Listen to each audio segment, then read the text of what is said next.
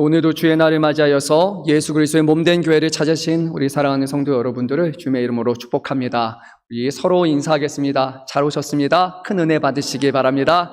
잘 오셨습니다. 큰 은혜 받으시기 바랍니다. 네, 계속 어제부터 비가 와서 좀 후덥지근하죠. 네, 많이 더우신 분들은 창가 저기 가면은 에어컨이 좀 있으니까요. 네, 가까운데 좀 붙으셔서 계시면 좀 나을 것 같습니다. 이동하셔도 됩니다. 네, 우리가 5월 한 달을 가정의 달로 지금 지키고 있습니다. 여러분 어떻게 가정은 평안하십니까?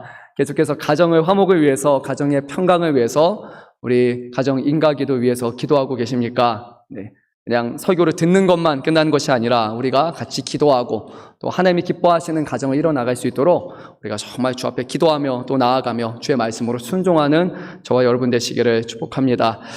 오늘은요, 우리가 부부사랑 주일로 지킵니다.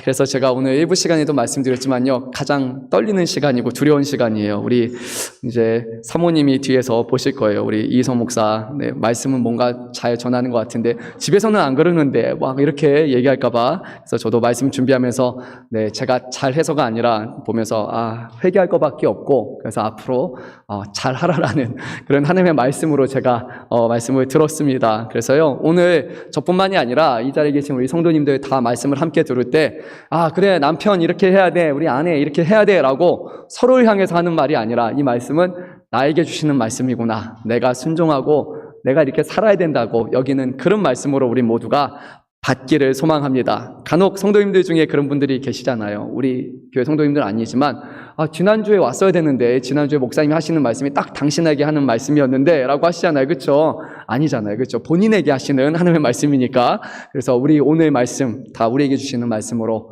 온전히 받고 또 순종하며 살기를 소망합니다. 오늘 우리가 결혼에 관한 그런 말씀을 나누면서 우리의 가정을 또 신앙 안에서 세워나가기 원합니다. R.C. 스프로우 목사님은요, 결혼한 지 15년 차가 돼서 이제야 결혼 생활이 뭔지 좀 감이 잡힌다라는 말을 남기셨어요. 감을 잡으신 분도 계실 거고, 저처럼 아직 감을 좀 덜 잡은 사람도 있습니다.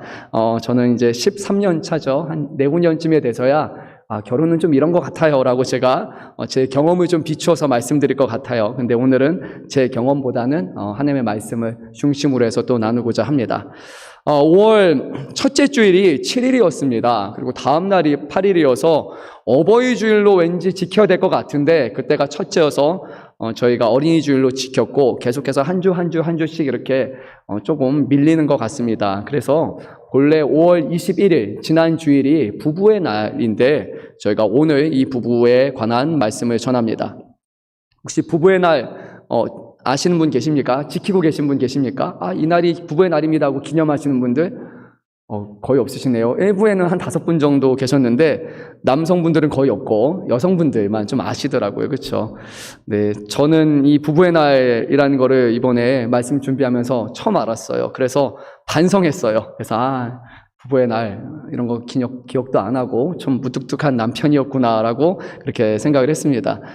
부부의 날은요, 1995년도 5월 21일에 경남 창원에서 권재도 목사님 부부에 의해서 처음이 시작됩니다. 목사님 가정에서 시작을 했어요. 그리고 2003년 12월 18일 부부의 날 위원회가 이제 부부의 날 국가 기념일 제정을 위한 청원이라고 해서 이것을 국회 본회에 이제 제출했고, 그리고 결의되고 제정되어서 2007년부터 이제 법정 기념일로 그렇게 정했습니다. 왜 5월 21일이 부부의 날일까요? 그 많은 날 중에 왜 21일일까요?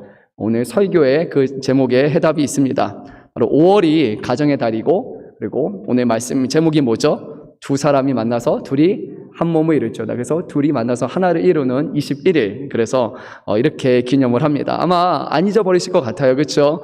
내년에는요, 우리 모든 가정분들이 이게 부부의 날이구나 라고 그렇게 좀 기념했으면 좋겠습니다. 부부의 날, 그동안 부부로서 계속 이어갈 수 있음에 감사드리고, 뿐만 아니라 계속해서 우리가 온전한 부부로서, 하나님이 기뻐하시는 부부로서 서로 사랑하고 서로 아껴주는 그런 것들을 우리가 생각하고 나눌 수 있는 그런 기념의 그런 부부의 날이 되기를 원합니다. 말씀을 준비하면서 들었던 고민 중에 하나는 이 자리에 계신 청중의 다양성인데요. 일부 때는 더 심했습니다. 청년분들도 많이 계시고, 그리고 심지어는 아직 중학생도 있다 보니까, 이건 누구에게는 이 말씀이 부부라는 거 정말 좀 생뚱맞고, 공감이 안 되는 그런 말씀이잖아요. 아마 이 자리에 계신 분들도 청년분들도 계시고, 아직 결혼하지 않은 분들, 결혼을 또 앞둔 분들도 있고, 결혼을 그냥 아예 나는 안 하겠다라고 이미 그렇게 결정하신 분들도 있고, 그리고 결혼 생활 하시는 분도 있고 혼자 되신 분들, 다양한 그런 청중이 있습니다. 그래서 오늘은 이 말씀이 그냥 부부에 관한 말씀만이 아니라 전반적으로 결혼이 무엇인가에 대한, 그리고 우리가 어떻게 결혼 생활을 해야 되는가에 대한 그런 내용을 다루고자 합니다. 좀 짧은 시간이지만, 제한된 시간이지만 그래도 말씀을 근거해서 우리 함께 결혼이 무엇인지, 또 어떻게 결혼 생활을 해야 될지 우리가 나누기를 원합니다. 첫 번째 질문은 이것입니다. 꼭 결혼을 해야만 합니까? 라는 그런 질문을 해야 합니다. 저도 이제 저희 교회 있을 때 한 30대쯤 됐을 때요. 요즘은 좀 시대가 바뀌어서 결혼 연령이 이제 많이 늦어졌어요. 30대 후반, 40대 다 돼서 이렇게 결혼하는 사람들도 있지만요. 저 때만 해도 그래도 30대쯤 되면은 그런 얘기를 하셨어요. 그래서 저희 성도님 중에 한 분도 정말 매주마다 언제 장가가 이렇게 제가 한 1년 이상을 거의 매주 들은 것 같아요. 물론 나중에 결혼한 다음에 이제 또 뭐라고 말하죠? 언제 애기 갖냐고 이렇게 하시고, 첫째 갖고 나면 또 언제 둘째 갖냐 끊임없이 이렇게 관심을 표하시지만 우선 결혼에 대한 그런 압박감이 좀 있었던 것 같습니다. 저희가 12월 4일에 했으니까요. 제가 30대 마지막에 그때 결혼을 했습니다. 꼭 결혼을 해야 될까요? 아니면 결혼하지 않아도 괜찮을까요? 우리 믿는 사람들은 어떻게 살아가야 될까요? 네, 성경을 보게 되면요, 이 땅에 오신 우리 모든 사람들의 본이 보이신 예수 그리스도께서도 하나님의 거룩하신 일을 행하기 위해서 결혼을 택하지 않으셨고, 그리고 우리가 잘 알고 있는 아주 신실한 사도인 사도 바울 또한 그가 독신으로 알려져 있습니다. 오늘 오후에 나눌 말씀이기도 하지만요, 고린도전서 7장 말씀을 보면요, 사도 바울은 결코 결혼을 의무적인 것으로 그렇게 보지 않았습니다. 결혼하지 않는다고 해서 이상한 사람이라고 그렇게 여길 이유는 전혀 없다라고 그는 전합니다. 다만 중요한 원칙이 한 가지가 있습니다. 아주 중요한 원칙인데요, 왜 결혼하지 않는가, 왜 혼자로 사는가라는 그런 원칙이 있습니다. 사도 바울은 고린도전서 7장 32절 이하에서 이렇게 말씀을 했는데요, 우리 한번 자막이 준비되어 있으면 같이 한번 읽어볼까요? 네, 장가가지 않는, 네, 읽겠습니다. 네, 너희가 염려 없기를 원하노라. 장가가지 않는 자는 주의 일을 염려하며 어찌하여야 주를 기쁘시게 할까? 네, 그리고 제가 이어서 읽겠습니다. 시집가지 않는 자와 처녀는 주의 일을 염려하여 몸과 영을 다 거룩하게 하려 하되, 오직 너희로 하여금 이치에 합당하게 하여 흐트러짐이 없이 주를 섬기게 하려 함이니라. 그러므로 결혼하는 자도 잘하거니와 결혼하지 아니하는 자는 더 잘하는 것이니라. 네, 이렇게 사도 바울은 전했습니다. 그러니까 하나님을 기쁘시게 하기 위해서, 주의 몸된 교회를 세우기 위해서 내가 결혼하지 않겠습니다. 그렇게 혼자 사는 것은 귀한 일이라는 겁니다. 하나님 앞에 더 많은 시간을 드리고 더 헌신을 해서 쓰임받기 위해서 혼자 사는 거, 이것은 이상한 것이 결코 아니에요. 근데 이것은 모든 사람들에게 가능한 것이 결코 아닙니다. 그래서 사도 바울은 각각 하나님께 받은 자기의 은사가 있으니라고 말씀하면서 자신은 독신의 은사를 받았다라고 그렇게 고백을 합니다. 아마 이 자리에 계신 분 중에서, 아니 거의 결혼하지 않는 분 중에서 정말 내가 하나님과 예수님과 정말 벗삼아 살고 주님의 신부가 되기 위해서 열심히 헌신하기 위해서 결혼하지 않겠다라고 그렇게 독신을 자청하시는 분들은 소수라고 저는 생각이 듭니다. 극소수가 아닐까 생각해 봅니다. 대부분의 경우에는 그런 것이 아니라 현실적인 다른 이유로 우리가 결혼하지 않는 상태라고 생각됩니다. 그러면 왜 오늘날 많은 사람들이 결혼을 이제 포기하거나 결혼을 이제 하지 않습니까? 정말로 우리가 결혼을 하려고 한다면요, 결혼을 그 목표로 삼는다면, 우리의 삶의 1순위로 둔다면 결혼하지 못할 이유는 없다고 생각이 듭니다. 배우자를 선정하는 부분에서도 내가 배우자 좋은 사람을 만나서 결혼하는 게 목표가 아니라 그냥 결혼 자체가 목표야 라고 생각하면 그냥 결혼하면 되지 라고 생각할 수 있을 거예요. 그런데 우리의 첫째 목표가 결혼이 아니기 때문에 어떤 사람과 만나서 그렇게 생각하다 보니까 결혼은 참 쉽지 않습니다. 2020년 여성가족부에서 실시한 통계 자료가 있는데요. 거기에서는 오늘날 많은 젊은 사람들이 결혼하지 않는 그런 원인에 대해서 좀 유의미한 정보를 제공합니다. 여성가족부 통계에 따르면요, 남성과 여성이 결혼하지 않는 주된 원인이 다르다고 그렇게 말을 합니다. 첫째, 왜 결혼하지 않는 여성들, 왜 결혼하지 않을까요? 보니까 26.3%인 1위가 굳이 할 이유가 없어서 라고 그렇게 말합니다. 뭐 왜 결혼해야 됩니까? 그냥 결혼 안 할래요. 이렇게 응답을 했습니다. 2위는 뭐였냐면 전통적인 가족 문화 그리고 가족 관계의 부담으로 인해서 내가 결혼하지 않겠습니다 라고 답한 사람들이 24.6%였어요. 그래서 1위하고 많이 차이가 나지 않습니다. 3위는 무엇인가 하면 관계에 구속받지 않는 그런 자유로운 삶을 살고 싶습니다 라고 응답한 사람들이 18.4%였습니다. 그러니까 여성의 분들을 보면요, 관계에서 발생하는 스트레스 이런 것이 가장 주된 요인이라고 할 수 있습니다. 그렇잖아요. 시부모님 만나게 되고 또 새로운 환경에서 남편 가정, 남편 의지하면서 또 아내로서 그리고 이제 어머니로서 살아가는 거 이게 쉬운 게 아니죠. 그런 관계에서 오는 그런 두려움과 염려가 있기 때문에 오늘날 결혼을 택하지 않는 사람들이 있습니다. 남성의 경우는 어떨까요? 남성은 좀 달랐습니다.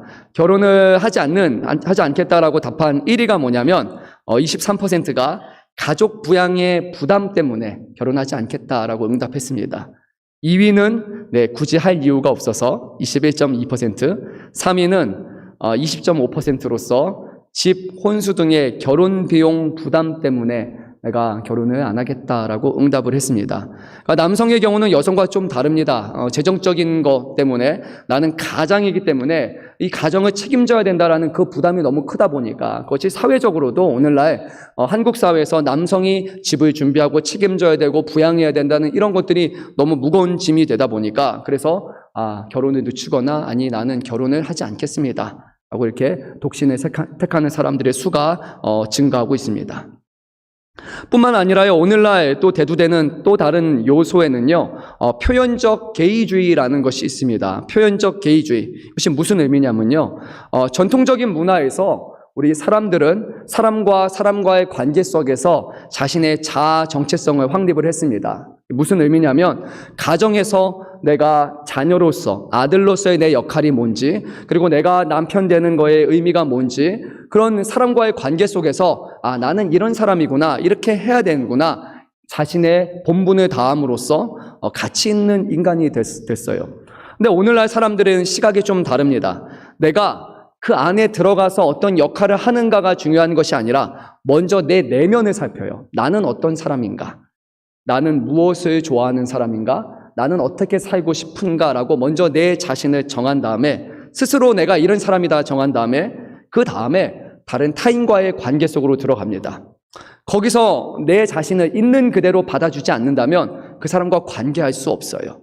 나를 온전히 이해해주고 수용해 줄 때 그럴 때 이 사람과는 친구를 맺겠고 저기선 나는 일을 할 수 있다라고 이제 많이 변하고 말았습니다. 그러니까 쉽게 말해서 나는 이런 사람이고 나는 이런 걸 하기 좋아하고 이런 나를 그대로 받아줄 수 있다면 그러면 나는 결혼을 하겠다. 하지만 그게 아니라면 나에게 다른 걸 요구한다면 다른 사람이 되기를 원한다면 그러면 나는 그런 관계는 원치 않는다. 결혼하지 않겠다라는 것이 이제 오늘 우리의 시대입니다. 그러다 보니까 현대인들이 추구하는 결혼상 또한 많이 바뀌었습니다. 모든 결혼의 목적은 나를 위한 것이어야 됩니다. 나를 받아들여줘야 되고 내 목표와 내 성공을 위해서 결혼이 도움이 된다면 그러면 결혼을 하겠지만 내가 결혼을 했는데 걸림돌이 된다면 결혼했는데 내 미래와 목표가 막히게 된다면 그러면 나는 결혼하지 않겠다라는 것이 오늘 현대인들의 그런 가치관이죠. 그래서 가정을 꾸리는 것, 거기서 무엇을 하는 것, 자녀를 양육하는 것이 중요한 것이 아니라 내 목표, 나에게 도움이 되는 사람을 만나는 것, 그것이 오늘날 많은 사람들이 꿈꾸는 그런 결혼관입니다. 이러한 모습은요, 이제 자녀의 양육에 대한 현대 시각에도 큰 영향을 끼칩니다. 그래서 여러분 들어보셨는지는 모르겠지만요, 이런 표현이 있습니다. 딩크족이라는 사람들이 있습니다. 여러분 들어보셨습니까? 딩크족? 아시는 분들 꽤 계시네요. 영어로는 Double Income No Kids라고 하는데 그 앞에 첫 자를 따와서 딩크라고 부릅니다. 그러니까 더블 인컴은 같이 일하는 거예요. 남편과 아내가 두 명이 같이 일해요. 그런데 no kids예요. 아이들은 없어요. 그래서 맞벌이를 일하고 아이는 평생 갖지 않겠다라고 말하는 사람들이 딩크족입니다. 왜 자녀를 갖지 않을까라고 설문을 해보니까 33%가 자녀 양육 비용이 너무 크기 때문에, 그래서 그렇게 하다 보면 내가 결혼 생활을 잘 할 수 없다. 그래서 하지 않겠다는 겁니다. 둘째로 또 33%는 자녀 양육에 대한 책임을 져야 되기 때문에 그 책임도 싫다. 그래서 자녀 낳지 않겠다. 17%는 자녀 돌보는 게 스트레스다. 그리고 자녀 돌보는 시간이 없다. 이렇게 말하고, 또 17%는 부부 자신의 인생을 우리가 즐기고 싶기 때문에 자녀 낳아봐야 별로 도움도 안 되고 그냥 우리는 우리끼리 행복하고 우리의 인생 즐기자라는 그런 가치관이 있습니다. 그러다 보니까 오늘 자녀를 점점 낳지 않는다고 합니다. 네, 이것이 지금 우리가 살아가는 오늘 사회입니다. 전통적인 결혼관에서는요, 저 사람이 정말 완벽한 사람이어서 만나서 결혼하는 것이 아니라 그냥 부모가 짝을 지어주기도 하고 결혼해야 되니까 때로는 떠밀려서 잘 모르는데도 만나서 중매를 하기도 하고 그냥 결혼하면서 알아가는 거지, 맞춰가는 거지 라고 그렇게 해서 결혼을 하신 분들도 분명히 아마 이 자리에 계실 거예요. 저희 부모님 세대들은 보통 그렇게 하셨죠. 하지만 이제 젊은 사람들은 그게 아니라 나한테 도움이 되는, 그리고 완벽한 사람, 그런 사람을 추구합니다. 그래서 전통적인 결혼관에서는 결혼을 한 다음에 그 다음에 자신의 정체성을 더 깊게 그리고 더 빚어가고 다듬어 갔습니다. 오늘 말씀에서도 우리는 이것을 잘 알 수 있는데요. 본문에 우리 한번 18절 말씀을 한 목소리로 읽도록 하겠습니다. 여호와 하나님이 이르시되 사람이 혼자 사는 것이 좋지 아니하니 내가 그를 위하여 돕는 배필을 지으리라 하시니, 하나님께서 이 세상 만물을 창조하신 다음에 뭐라고 꼭 끝을 맺으셨습니까? 보시기에 좋았더라, 보시기에 좋았더라, 보시기에 좋았더라 라고 말합니다. 히브리어는 토브라고 하죠. 그런데 사람, 곧 아담이 혼자 사는 것을 보고서는 하나님께서는 좋지 아니하다라고 말씀하셨습니다. 토브라는 단어 앞에 낫을 뜻하는, 부정을 뜻하는 로라는 단어가 하나 붙어 있습니다. 다 좋았는데 아담이 혼자 사는 것은 보기에 좋지 않았다라고 하나님은 말씀하셨어요. 그래서 보기에 좋게 하기 위해서 하나님이 이 남자에게, 아담에게 돕는 배필을 지어주시겠다라고 말씀하셨습니다. 하나님께서 첫사람인 아담을 만드시고 그에게 맡기신 사명은요, 에덴 동산을 잘 경작하고 잘 지키는 일이었습니다. 창세기 2장 15절 말씀 제가 있습니다. 여호와 하나님이 그 사람을 이끌어 에덴 동산에 두어 그것을 경작하며 지키게 하시고, 그리고 나서 아담에게 모든 동물들을 하나하나 돌보면서 그들의 이름을 지어주고 그들을 도맡아 하는 그런 하나님의 대리자의 사명을 맡기셨어요. 그런데 이 일을 아담 혼자서 하는 게 좋지 않았기 때문에, 부족했기 때문에 하나님은 그를 돕는 배필로서 여자를 창조하셨습니다. 성경에서는 여성이 돕는 배필로 존재한다고 말합니다. 그러면 과연 돕는 배필이란 무엇을 뜻할까요? 먼저 여기서 말하는 돕다라는 의미는요, 성경을 찾아보게 되면 하나님이 이스라엘을 도울 때 행하시는 그런 도움을 뜻하는 겁니다. 그러니까 사람의 도움이 아니라 하나님의 도움을 뜻하는 거예요. 그래서 남성에게 있어서 여성이란 배필은 하나님의 도우심으로 그 자리에 존재한다는 것을 우리는 먼저 알아야 됩니다. 또한 배필이라는 그런 의미는요, 우리가 그냥 한국말로 보면은 그냥 배필, 맺어진 짝이라는 그런 개념이 강하지만요, 원래 원문 성경을 보게 되면 좀 다른 의미가 있습니다. 어떤 의미가 있냐면요, 이 사람의 앞에 있다, 또는 이 사람의 반대된다라는 그런 의미가 있어요. 이거를 이제 잘 번역한 이제 성경을 보면은 이런 식으로 번역을 합니다. 상대방 또는 대응 관계에 있는 사람 또는 파트너라고도 그렇게 볼 수 있어요.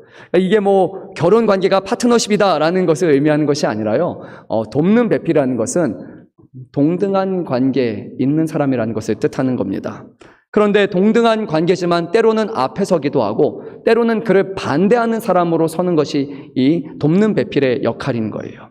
그러니까 돕는 배필은 늘 남편이 원하는 것, 아담이 하는 것에 맞아요라고 순종하는 것만 뜻하는 것이 아니라 때로는 그것에 동의하기도 하고 때로는 아담의 뜻과 다를 때 그와 반대 서서 이것이 아니다라고 제시할 수 있는 자신의 의견을 제시하는 방식으로의 돕는 배필을 뜻하는 것입니다. 물론 이것이 항상 옳은 방식은 아니에요. 아담이 맞을 수도 있고 하와가 옳을 수도 있습니다. 우리가 잘 아는 대로 하와는 뱀의 꾀임에 빠져서 선악과를 따먹었고 이것을 아담이 주는 그런 잘못을 범하기도 했습니다. 그럼에도 불구하고 하나님은 아담 혼자로 하는 것이 충분하지 못했기 때문에 돕는 배필로 주셨습니다.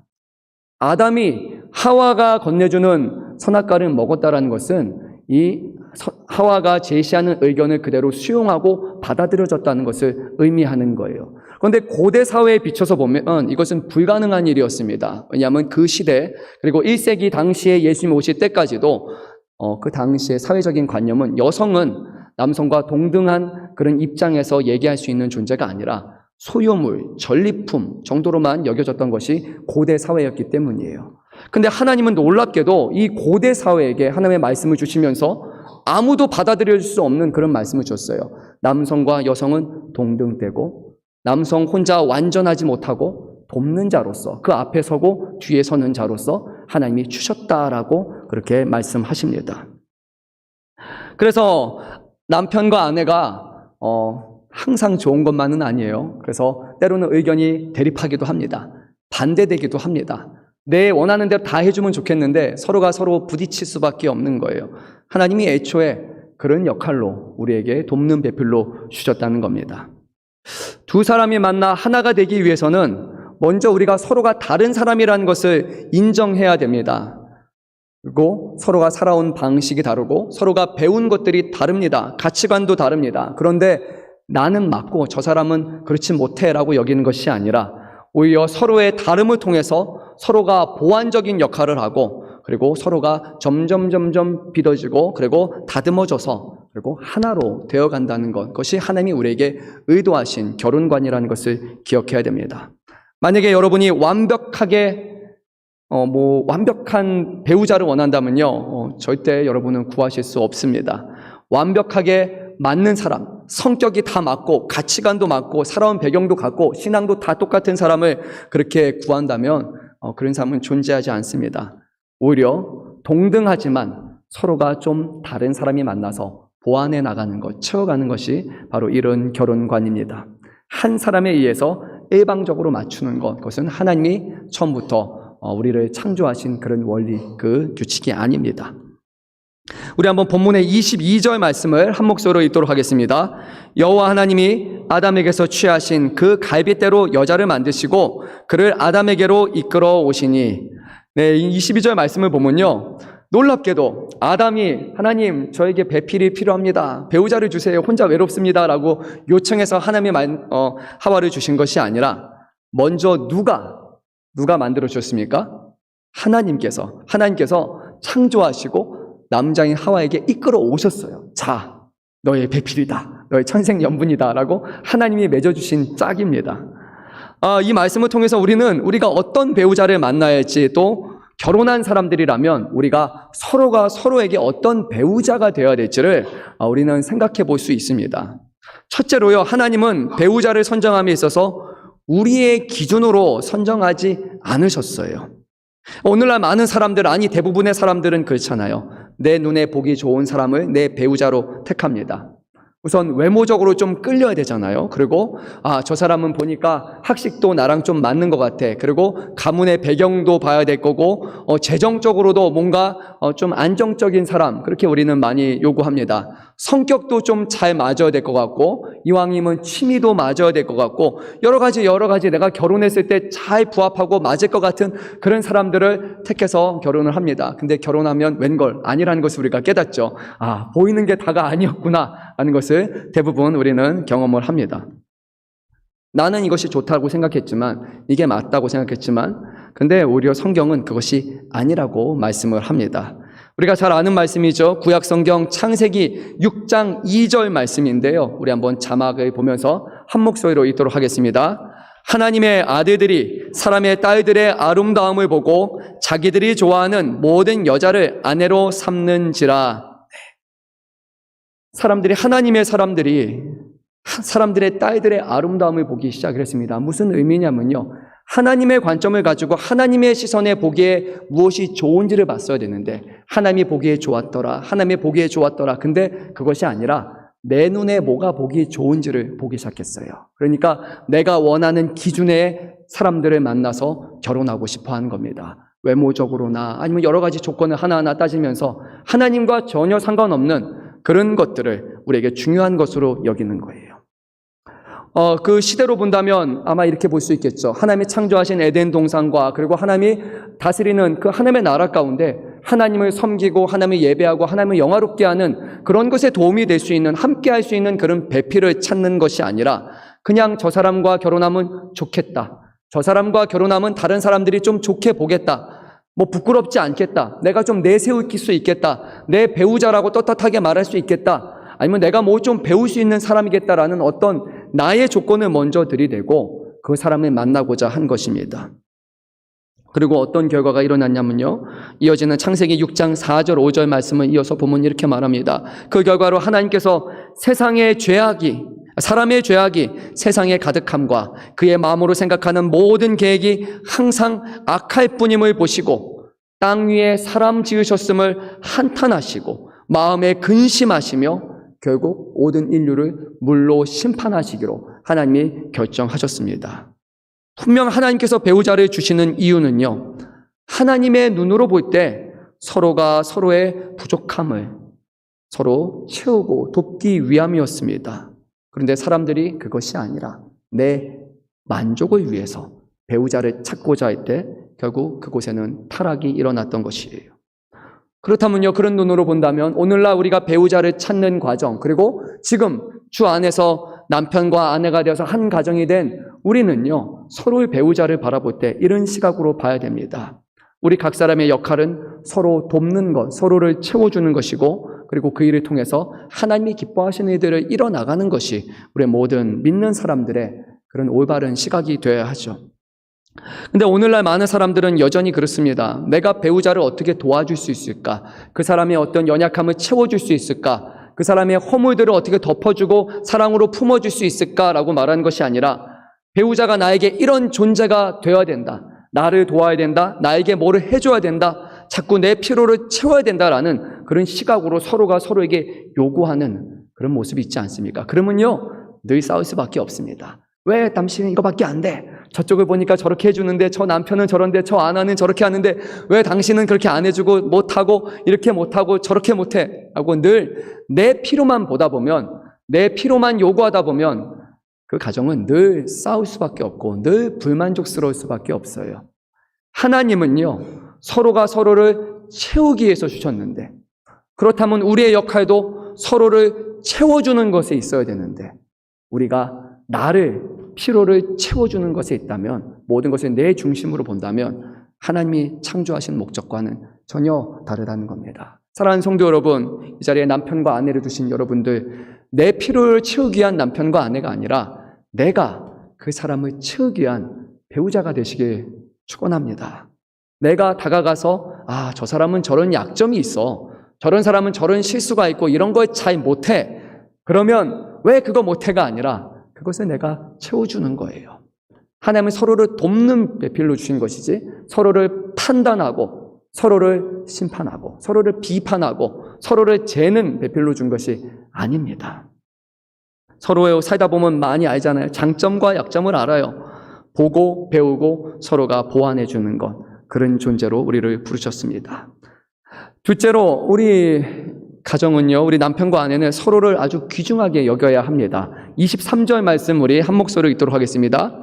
아담이 이르되 이는 내 뼈 중에 뼈요 살 중에 살이라 이것을 남자에게서 취하였은즉 여자라 부르리라 하니라. 네, 원래 이 말씀을 보면 이 감탄의 시입니다. 아담이 말하는 거예요. 내 뼈 중에 뼈다. 그리고 내 살 중에 살이다 라는 거예요. 이 연을 보니까 내 안에 있는 어떤 뼈 중에서도 가장 귀한 뼈이고 내 살 중에서도 가장 아름답고 귀한 그런 살이다라고 그렇게 감탄하며 말하는 겁니다. 그렇게 아담은 하와를 귀하게 여겼습니다. 하지만 뿐만 아니라 이 의미는 또 이런 의미가 있습니다. 내 뼈 중에 뼈요 살 중에 살이기 때문에 나와 당신은 똑같은 뼈와 살로 이루어진 존재라는 것을 의미하는 거예요. 서로가 얼마나 유사한지를 뜻하는 겁니다. 남성과 여성이라는 차이점은 있지만 둘 다 뼈와 살로 이루어진 같은 사람이라는 거예요. 그러니까요, 내가 듣기 싫어하는 말이 있으면 다른 사람도, 내 배우자도 듣기 싫어하는 거예요. 내가 하기 싫은 거면 저 사람도 하기 싫어요. 내가 하고 싶은 거면 그 사람도 좋아하는 거예요.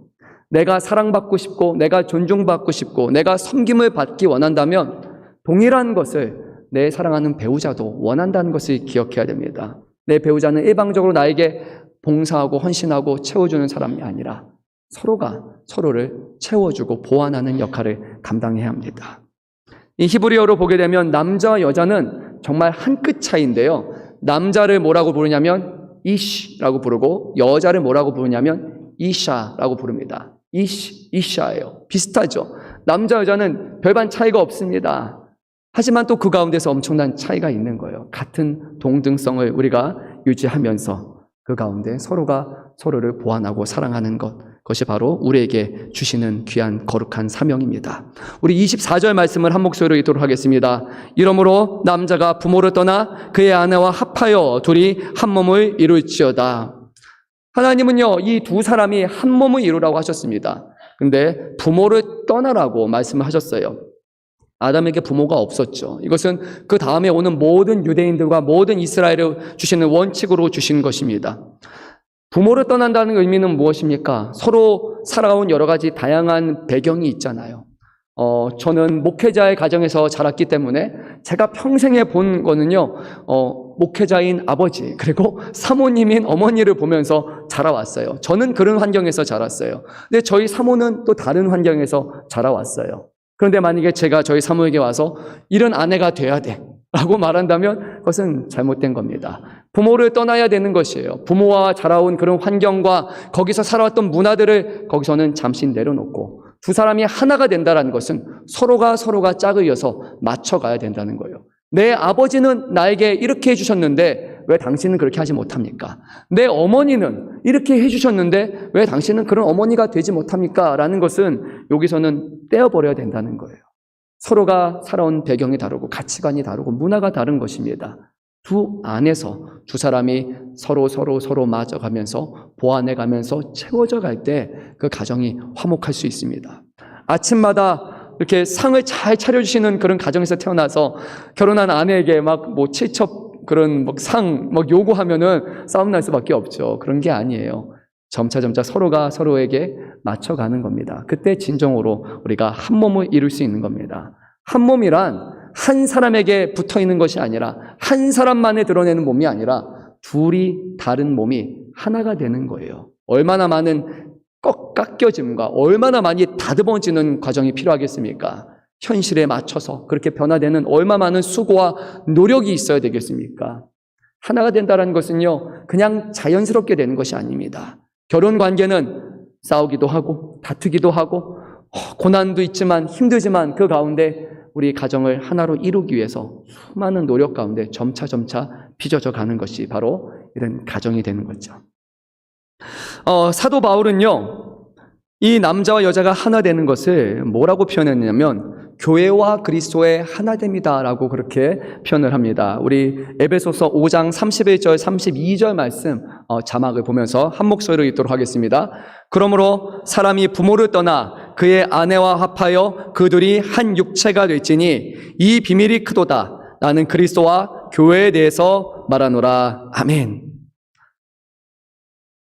그냥 남자 여자 둘이 만나서 가정을 이루는 것 자체가 끝이 아니라 이 결혼 생활에 담겨있는 놀라운 신비와 비밀은 바로 예수 그리스도와 교회의 하나됨을 가리킨다는 것이에요.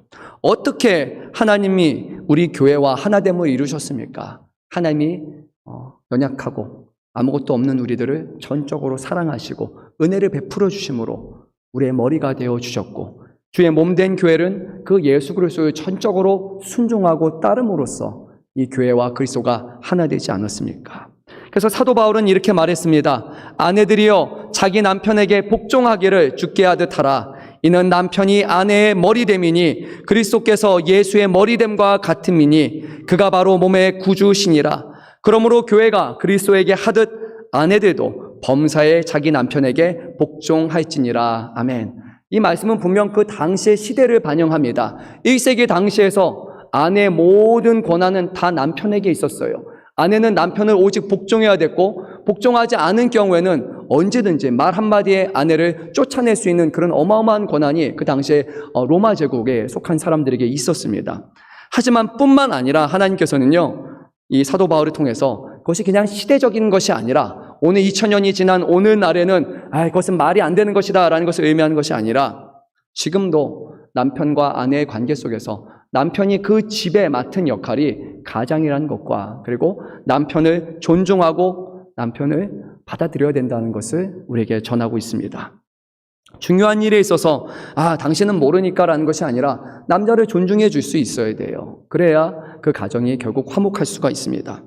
하지만 이런 복종과 순종과 하나됨에 있어서 또 다른 중요한 전제가 있는데 바로 남편이 아내에게 해야 될 또 다른 의무가 있습니다. 에베소서 5장 25절에서 28절인데요. 우리 한 목소리로 읽도록 하겠습니다. 남편들아 아내 사랑하기를 그리스도께서 교회를 사랑하시고 그 교회를 위하여 자신을 주심같이 하라.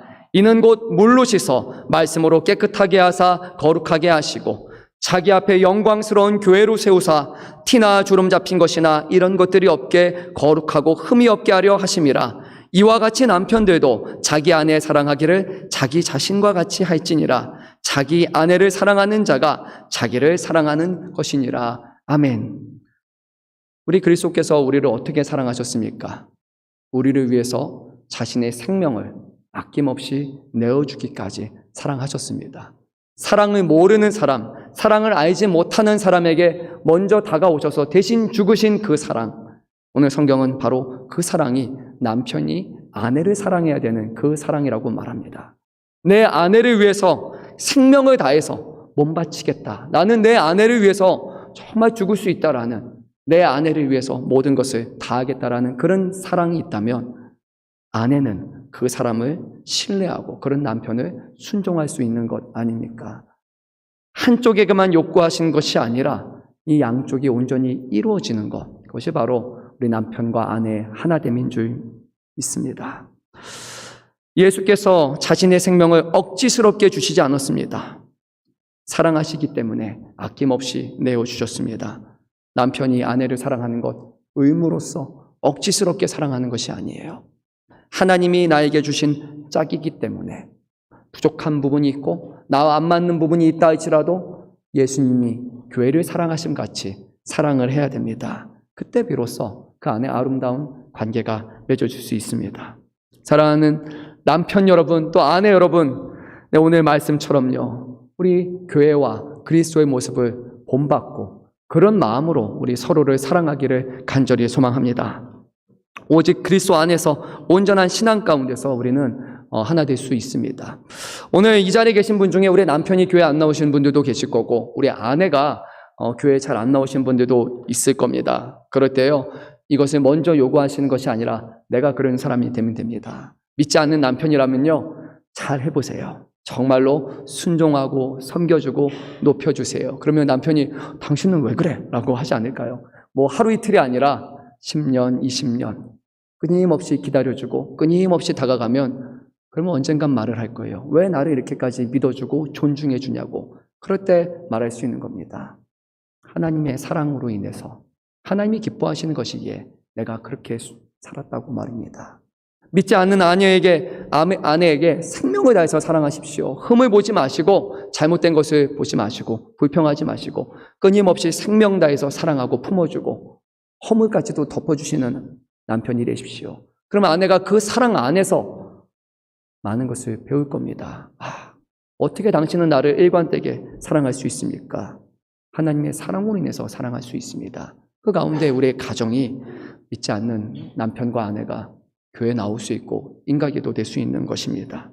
요구를 하는 것이 아니라 내가 그런 사람이 되는 것이 오늘 우리에게 주시는 말씀의 그런 본질입니다. 우리의 가정을 세워갈 때 신앙 안에서만 가정이 온전히 세워질 수 있습니다. 한 가지 말씀을 마무리하면서 생각해야 될 바는 이것입니다.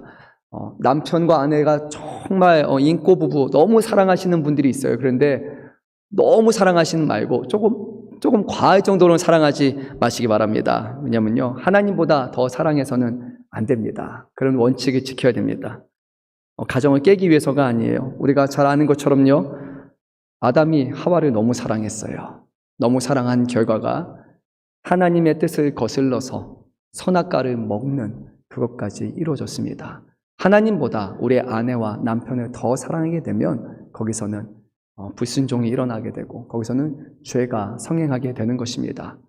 하나님을 가장 사랑한다면 때로는 내 기분으로, 내 감정으로 좀 사랑하기 힘들 것 같은 상황이지만 하나님의 말씀이기에 우리는 붙들고 내 감정을 넘어 의지를 가지고 사랑할 수 있는 거예요. 근데 내 감정에 치우친 사랑이 된다면 그 사랑은 들쑥날쑥하고 서로가 좋았다, 안 좋아졌다 그렇게 염려하고 깨어지는 사랑이 될 수밖에 없습니다. 오직 하나님을 사랑함으로 그 말씀 안에 그분을 본받는 그런 신앙의 가정을 우리가 잘 꾸려나갈 수 있기를 간절히 소망합니다. 더 나아가서요, 먼저 이 자리에 계신 우리 부모님들이 그런 모습을 자녀들에게 보여주십시오. 결혼하는 것이 상처가 되지 않도록, 결혼하는 것이 나도 진짜 빨리 성인이 돼서 결혼하고 싶다라고 할 만큼 그렇게 본받아지는 그런 아름다운 가정을 이루신다면 왜 대한민국의 출산 이렇게 결혼율이 떨어지겠습니까? 정말 행복하고 거기에 기쁨이 넘쳐난다면 물질적인 것과 상관없이 외모와 상관없이 다른 어떤 것과 상관없이 정말로 사랑하고 존중하는 모습을 자녀들이 배운다면 그러면은 자녀들은 결혼하기를 기뻐하고 또 그런 모습이 교회 안에서 계속해서 이 나라 안에서 세워질 줄로 믿습니다. 오늘 우리에게 주시는 귀한 소명 잘 감당하시고 내년에 또 이제 주일에 한번 설교할 때 제가 여기서 넌지시 여쭤보겠습니다. 1년 동안 남편을 더 사랑하고 계십니까? 그리고 서로가 서로 더 존중하고 계십니까? 서로에게 필요한 배필이 되어 주셨습니까? 라고 제가 한번 물어보실 때 이렇게 보고 이렇게 보시지 마시고 여기서 아멘이라고 대답하는 저희 모든 성도님 되시기를 또 먼저 제가 되기를 소망합니다. 우리 함께 찬양 한 곡